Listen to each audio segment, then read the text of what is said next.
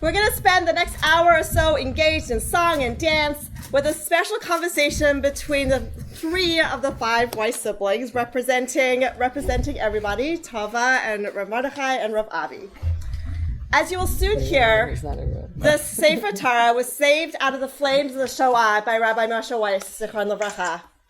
It remained in the Weiss home, mainly unused, and then passed down to Tova, who made the incredible decision to repair it under the careful stewardship of Rav Avi, and then gifted to us, to Yeshivat Maharat. The Midrash in Avat Rabbi Natan imagines what might have occurred right before Moshe smashed the first set of luchot.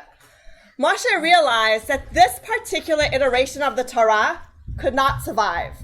And so with courage and tremendous audacity, he grasped the luchot and smashed them. And the Midrash said that God approved. You see, it is the second luchot that was carved by Moshe, and not God alone, that resonated. Yes, the laws were the same, but the first vessel needed to be shattered to make room for a new one which ultimately became a living Torah, used and sustained by Bnei Israel.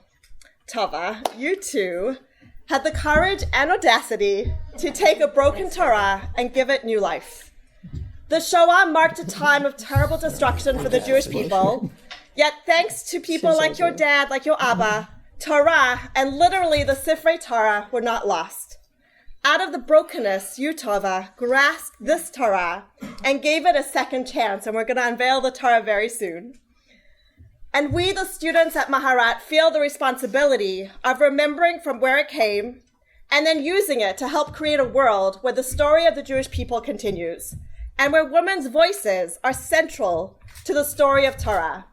Tova, Rav Avi, and the entire Weiss family, Rav Mordechai, were so grateful for this gift, especially you, Tova, with so much humility and grace. And I'm so thrilled that you're going to be carrying the Sefer Torah for the first time up into the main sanctuary when we dance it in. Thank you for giving Maharat the opportunity to renew that which is old. Hashivenu Hashem Elokecha v'nashuva chadesh Yemnucha Kedem. As it says in Kohelet, turn us back, O Lord, you will turn and really renew our days of old.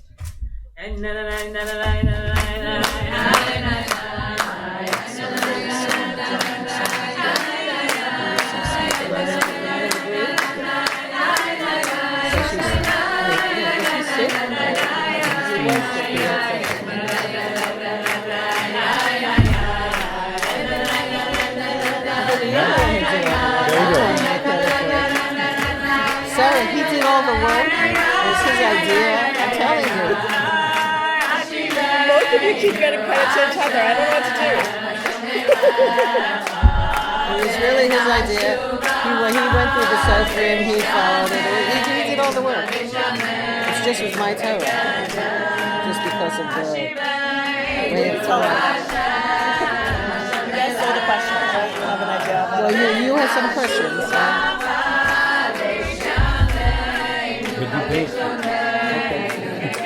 That's what always happens with me. So now I have the honor of trying to facilitate a brief conversation between the Weiss siblings. So I'm going to just ask you to each introduce yourselves and just tell us something briefly about your upbringing. If you want to frame it in the context of how your Abba and your Ima spoke about the Shoah, spoke about the Torah, and we'll take it from there. So, Rav Mordechai, why don't you begin? Well, she's older, really. All right, oldest sibling. Well, we're not even 2.5 years apart. 2.5 years, that's something. 4 days less than 2.5 years, actually. We were known as Tova and the boys when we were young, and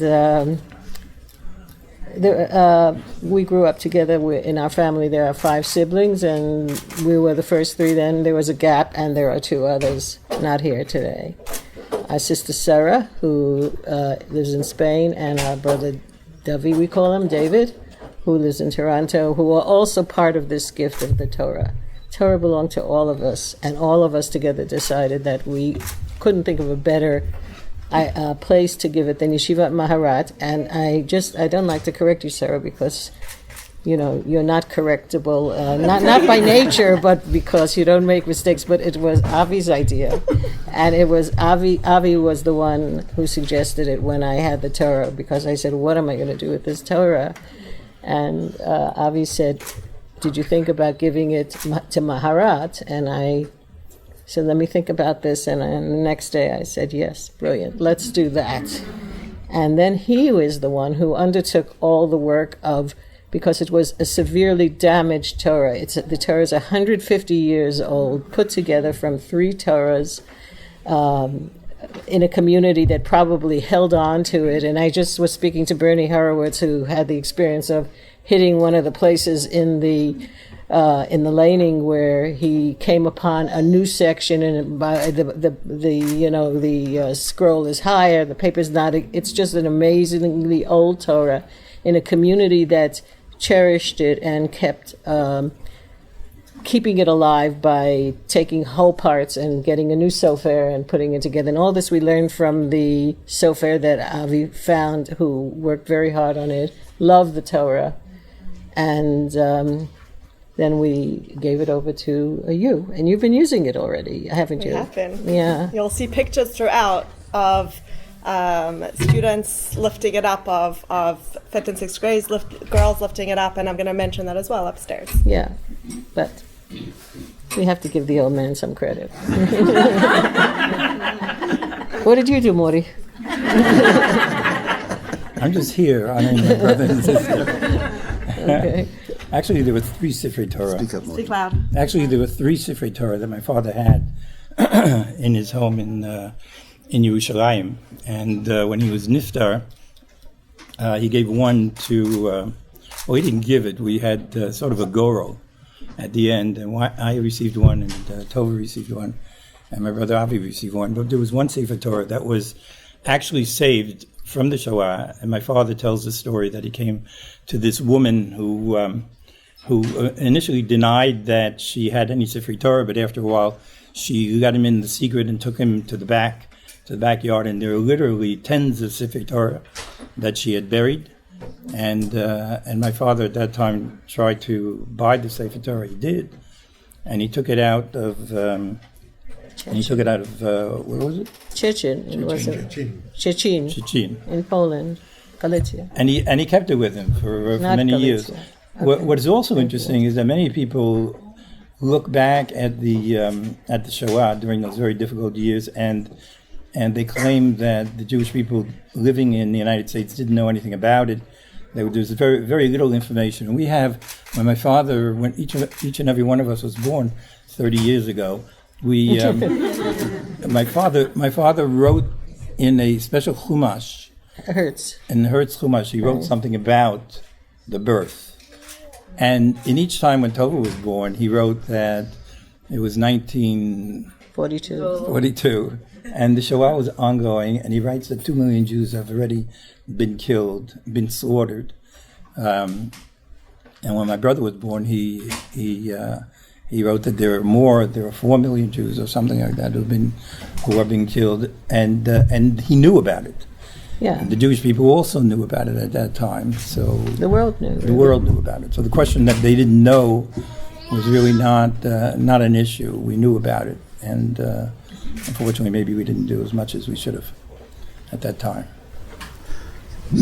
When we, as we dedicate this Torah and bring it to real life, of course, it reverberates with my father's life and with those moments of greatest vulnerability when our father died. And I'm just looking out at Andy and Jan, and we'll never forget your kindness at the most desperate time in our lives when our father was gone, and his home was so modest and so small in Yerushalayim, right behind the Avichai building. There was no room, literally, for us to sit shiva.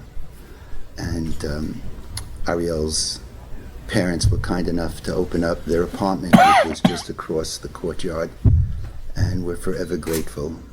And I'm forever grateful to you, Rabbi Sarah, my teacher, in so many, many ways, because in the dedication of this Torah, I really feel Abba Od Chai, that our Father is still alive. And I just thank you so much to the entire Maharat community. I think that Yeshivat Maharat, once my father would have a grasp of what this is, would have been very, very proud. Thank you, thank you, thank you. How long would it have taken him to get a grasp of it? What do you think? I don't know. I think he would have come through in the end. That was one of my questions. What would your Abba have thought? But I also want to bring your mom into the Yeah, conversation. you should. So share a memory of your mom. Tell us, did she encourage Torah learning? How was your some memories of Miriam? Miriam was so far away. She died in 1983. Yeah, on Yom Kippur. I think she would have understood Yeshivat Maharat extremely well. She would have understood the idea behind it. I think that her life was in many ways defined by, I have to say, I mean, it's almost a personal thing to say, by the absence of something like Yeshivat Maharat.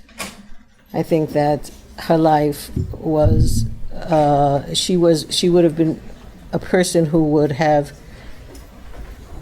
grown from it and who would have appreciated it and who would have understood it 100%. And but it just didn't work out that way. And I'm sure that she would understand this gift very well.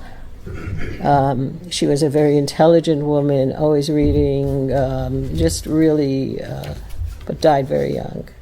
Our father would have had a little bit of a harder time understanding this. But the funny thing about him was that he always came through in the end. That was the thing that was always interesting about him. I remember our brother David did a bar mitzvah. His son Joseph was bar mitzvah, and he decided that some of the women will come up and have an aliyah. And he gave me an aliyah, and I was sitting next to, which was also a big deal, I was sitting next to my father in shul. I mean, you know, it was mixed, and I said, so Abba, I'm having an aliyah. He said, what, you're going to do it?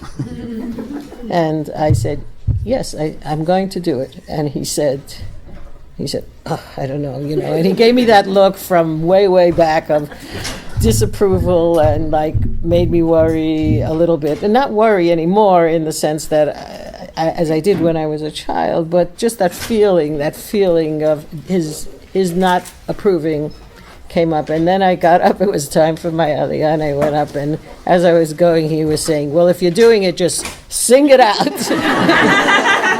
So he comes around, and I'm sure he would have understood this.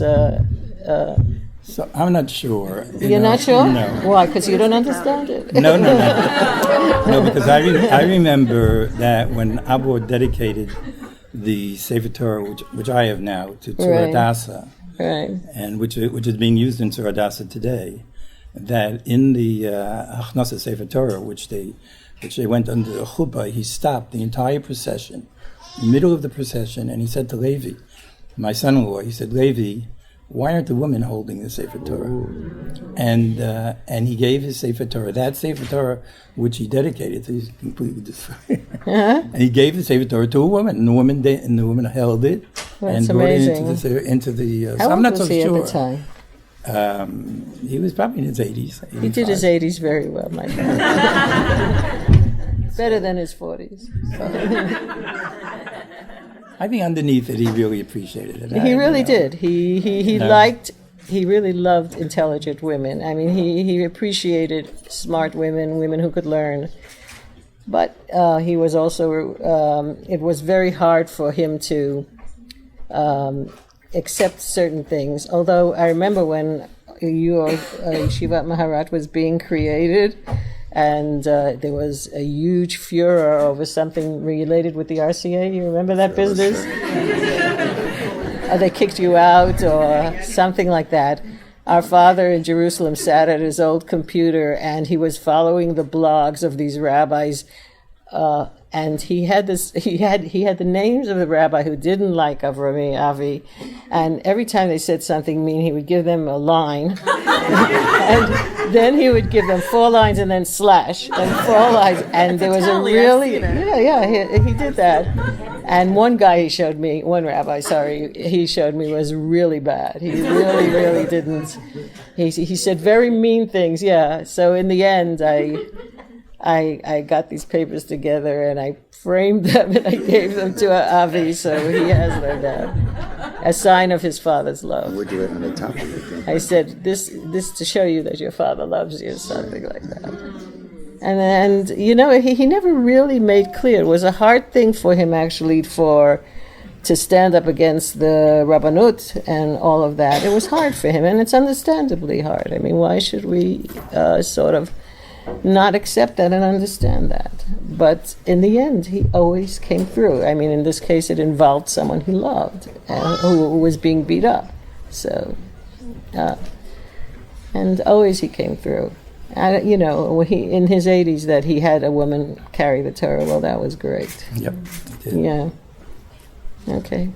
Well, the Torah is a very uniting force, uniting all of Am Yisrael, and that's really been a centerpiece of whatever I've done in the rabbinate. And I really think that it comes from our family. There's a very powerful sense of family and a tremendous amount of love between the siblings, and we've all marched to our own melody and taken our own direction.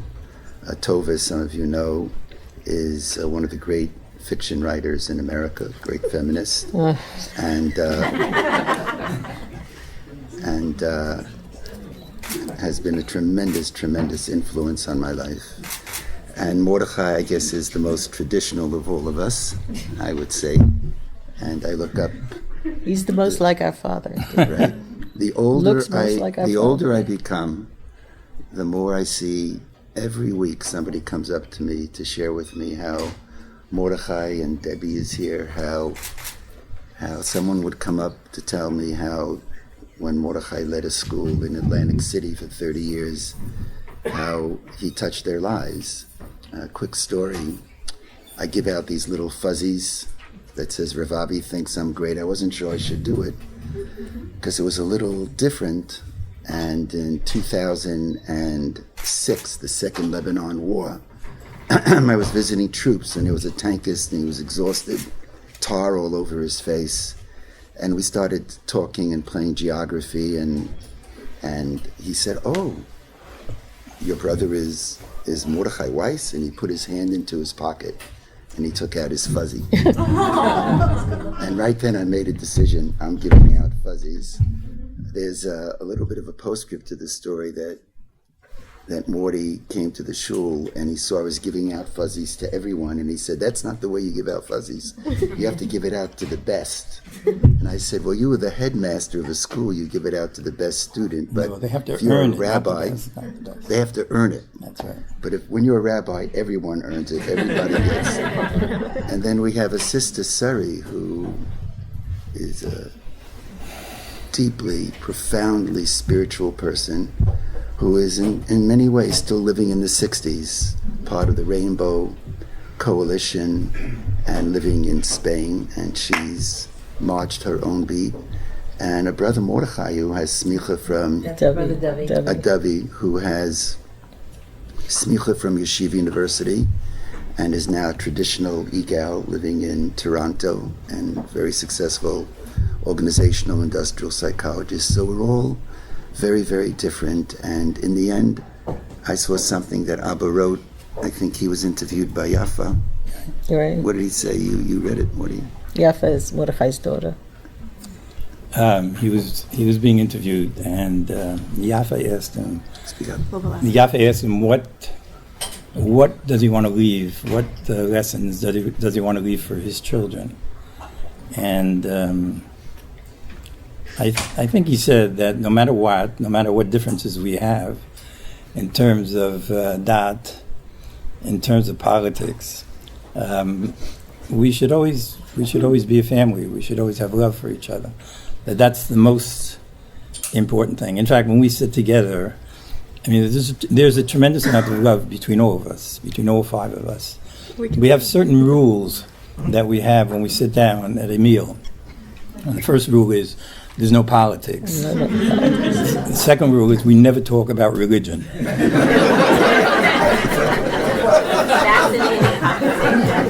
And then we talk about our children and our grandchildren. So let me tell you a little bit about my brother Avi, who's a remarkable person, just a remarkable tzaddik. He's there for so many people. This is about I've seen him, because he doesn't talk about himself, but I'm going to talk about him.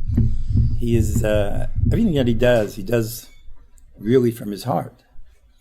He believes that it's right, and he's there for everybody. He makes the journey to try and be there during very difficult times that people have. I often say to him that sometimes I believe that he starts these movements, that he gets up in the morning and he says, how can I shake up the world? Well, today I'm going to introduce Rabbah, and that's going to be... And for 2 months after, with the Agudas HaRabbanim, put Yesh Me Rabbah in Cherem. But that... You got it. That's those girls just got it. The others. But he's truly a remarkable person. Always someone I always looked up to. When we were 3 years old, we came home from school and my parents weren't home.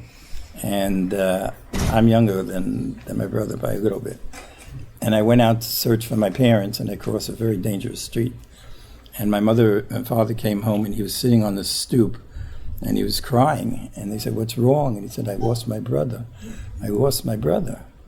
They found me, by the way. But since that time, he's been searching for his brothers. That's a great story. And that's his story. It's a remarkable... You're very fortunate to have such a person to lead you. And I'm fortunate to have such a brother and such a remarkable sister to look up to. It's really wonderful. I can tell you, just stepping out of my facilitator role for a minute, that I had the zchut of sitting with your Abba towards the end, and he was still well enough to sit up, and he was eating, and but he was a man of few words at that time, but he knew exactly who I was, and we spoke, and it was a very emotional meeting. I think mostly because he was a little upset at me at the trouble I had caused his son. But there was a moment where I felt he put his hands on my hands, and it was a very, very, I'll never forget it. It was a very special moment for me where I felt he understood and he approved and he was proud of what his son did and what Rav Avi had established and built. Well, that's really true. Yeah. And I think that brings me to the final question before we turn over to our celebration, which is, what are your hopes and dreams for how this Torah is used? What is the hope for this Torah in the Maharat community in general? Just we look back for a few minutes now, looking forward. Okay. Have an idea? Look, the Sefer Torah that was in my father's bedroom, in a special place, in a special Aron Kodesh that he had, was never used, and by the very fact that you're using it. Well, it wasn't kosher. And it wasn't kosher at that time either. There was only one Sefer Torah that was kosher. One was given to my brother, to Avi, and one was given to Tova. And then my brother took the Sefer Torah and gave it to my younger brother, who then took it and also made sure that it became kosher. He hasn't decided where he's giving it, and Tova and Walter decided. And I still remember how you took it to America, because my son Akiva rolled it up and you carried it on your back and put it on the top and on the plane.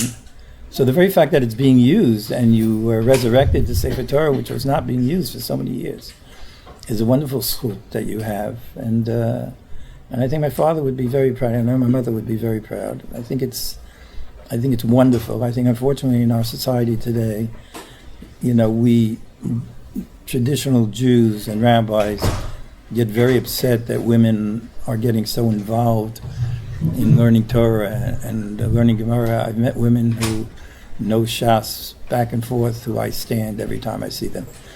And I think my father would have been proud. I think we're living in remarkable times today, and these women should be respected, and so I think it's wonderful that it's being used. Tova?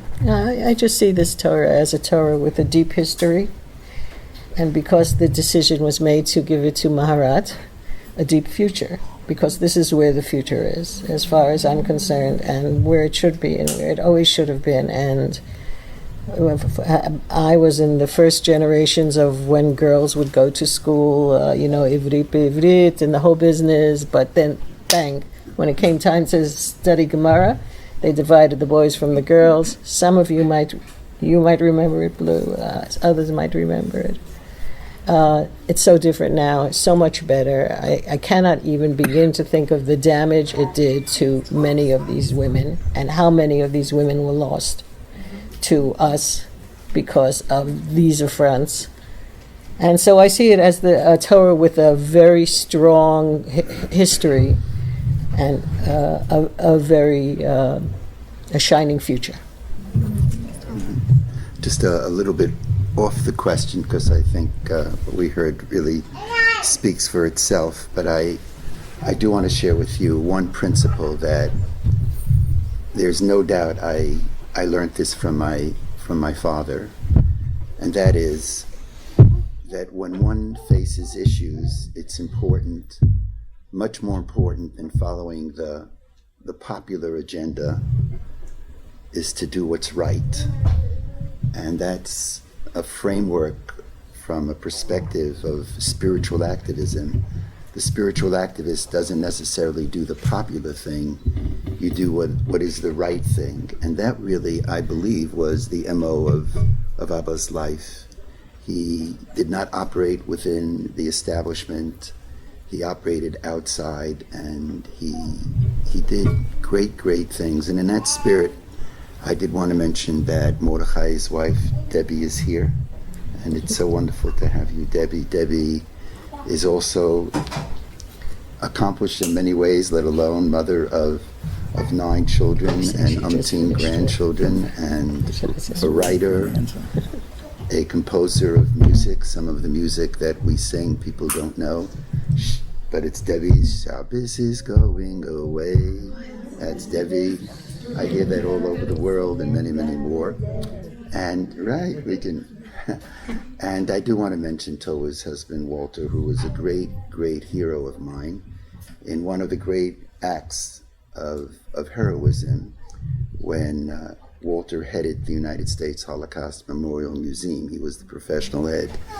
And there was pressure on Walter to bring Arafat through. He felt correctly so. And when people look back, they understand this, that was a political misuse of the Shoah. And there he was sitting in front of some of the most powerful people on the American scene, who said, "And Walter, you'll take Arafat through." And Walter said, "I'm not taking him through." And as it turns out, the day he was supposed to come, the cameras turned to Monica Lewinsky, so he didn't come through anyway. But I did not want this moment to go by without mentioning Walter's name, and without saying that this is a Torah who has a pasuk, V'asita hayasha v'atov b'nei Hashem.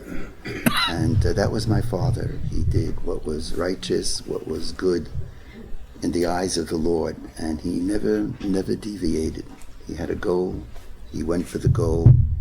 And it's something for us to think about, because it's so common in the world for people to follow along, to do the popular thing, and we're much better off doing not the popular thing, but doing the right thing.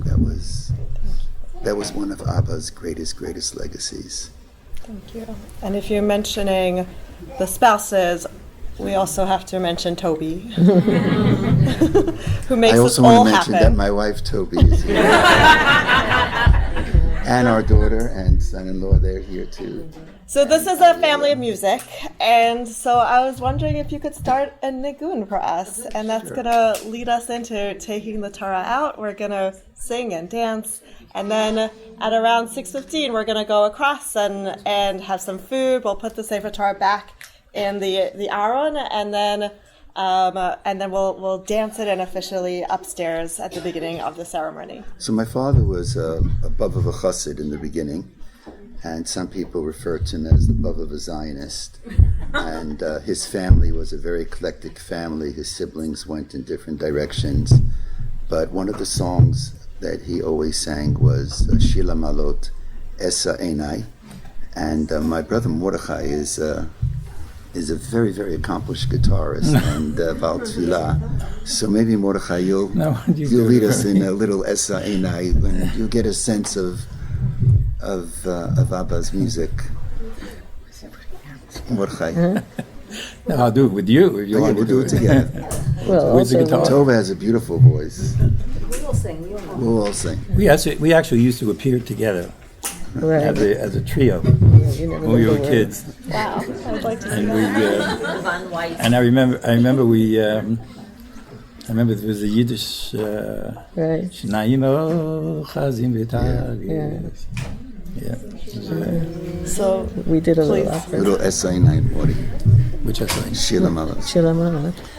Shire gamalo. Come along if you wish.